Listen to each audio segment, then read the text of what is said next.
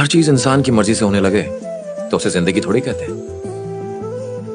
दुनिया में कोई भी हमेशा के लिए नहीं आता, ना ही तुम ना ही मैं। सब कुछ भूल के आगे बढ़ जाने के अलावा हमारे हाथ में कुछ भी नहीं है।